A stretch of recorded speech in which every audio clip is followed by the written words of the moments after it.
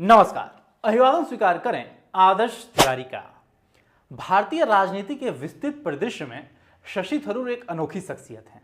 भाषाई सौष्ठव, वैचारिक उदारता और व्यक्तिगत स्पष्टवादिता की त्रयी से निर्मित, लेकिन यही गुण उन्हें अक्सर पार्टी रेखा से बाहर खड़ा कर देते हैं।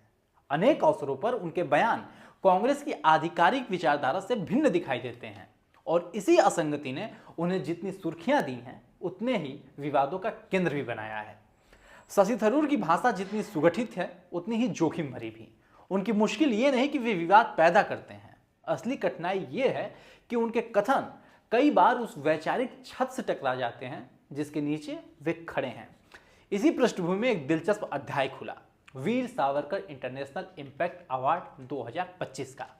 मानवीय संसाधन विकास सोसाइटी यानी HRDS इंडिया द्वारा यह सम्मान दिया जाना था और शशि थरूर का नाम सूची में शामिल था, किंतु थरूर ने इसे ठुकरा दिया, एक ऐसे स्वर में जिसमें असहमति की गरिमा भी थी और राजनीतिक संतुलन का बोध भी। थरूर का कहना था कि उनकी अनुमति बिना नाम घोषित किया गया, जबकि संस्था का दावा था कि संवाद पिछले हो चुका था और वे राजनीतिक दबाव में पीछे हटे हैं। सच्चाई किस ओर है ये दोनों पक्ष जानते हैं, पर इतना अवश्य है कि थरूर खुद को ऐसे चौराहे पर खड़ा पाते हैं जहां विचारधारा और व्यक्तिगत विवेक की लड़ाई बराबरी की ही रहती है। राहुल गांधी अक्सर सावरकर के नाम पर बीजेपी और संघ को कटघरे में खड़ा करते हैं। ऐसे में थरूर का नाम सावरकर पुरस्कार से जुड़ना कांग्रेस की राजनीति में असहजता का कारण बनना था और बना भी, पर निर्णय उनका था और उसी पर टिके रहना उनकी प्रवृत्ति भी।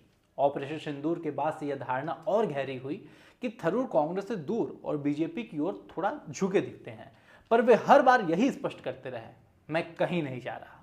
उनकी स्पष्टता जितनी पार्टी को संबोधित है उतनी ही मीडिया के लिए भी। दिल्ली में जब सावरकर इंटरनेशनल इम्पैक्ट अवार्ड का आयोजन हुआ और जम्मू कश्मीर के उपराज्यपाल मनोज सिन्हा ने सावरकर को दूरदर्शी बताया, उसी समय थरूर का यह इंकार एक राजनीतिक संकेत बन गया, एक ऐसा संकेत जिसे पढ़ना आसान नहीं।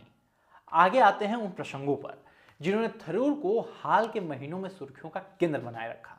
पहला मौका, पुतिन का दौरा। पुतिन के सम्मान में दिए गए भोज में थरूर शामिल हुए, जबकि राहुल गांधी नहीं बुलाए गए थे।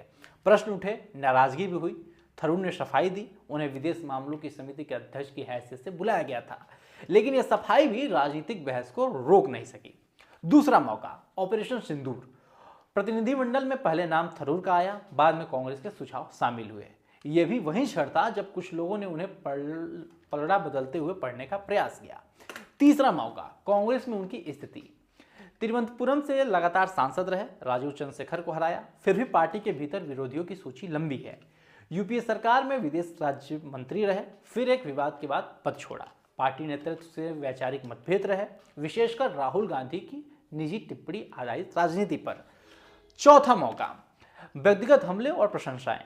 2014 में मोदी द्वारा दिया गया निजी कटाक्ष, 50 करोड़ की गर्लफ्रेंड, और इसके विपरीत मोदी द्वारा संसद में थरूर की प्रशंसा, यह विरोधाभास भी थरूर के राजनीतिक जीवन का स्थायी रंग है। पांचवां, कांग्रेस नेतृत्व पर खरी खोटी। किसी पॉडकास्ट में पार्टी नेतृत्व पर उनकी तीखी टिप्पणी, मेरे पास और भी काम है। ये जो टिप्पणी थी, ये संकेत दिया कि वे कांग्रेस में टिके हैं पर बंधे नहीं हैं। और अंततः थरूर का यह स्पष्ट वक्तव्य कि संयुक्त राष्ट्र से लौटने के बाद उनके लिए अन्य दरवाजे भी खुले थे, पर वे कांग्रेस में इसलिए आए क्योंकि उस विचारधारा में उन्हें एक आत्मिक समानता दिख रही थी। सावरकर पुरस्कार ठुकराना शायद उसी विचारधारा के प्रति उनकी निष्ठा की पुनः पुष्टि है। आज के लिए दीजिए मुझे इजाजत। यदि इस वीडियो को आप यूट्यूब पे देख रहे हैं तो चैनल को सब्सक्राइब करें और फेसबुक पे देख रहे हैं तो पेज को तुरंत फॉलो करें। धन्यवाद।